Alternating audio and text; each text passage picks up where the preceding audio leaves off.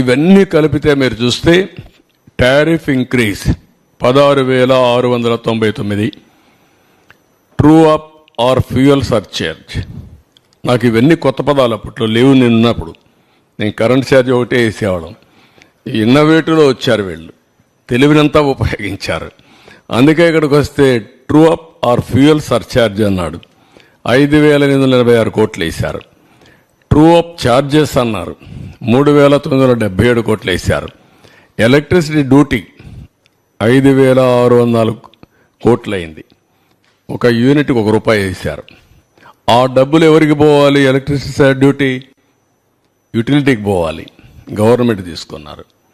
Government ఇవ్వవలసినటువంటి tariff variation ఉంటుంది. అగ్రికల్చర్కు మేము guarantee ఇస్తాం, అది గవర్నమెంట్ పే చేయాలి, అది పే చేయలేదు. గవర్నమెంట్ పే చేయాల్సింది పే చేయలేదు. Electricity duty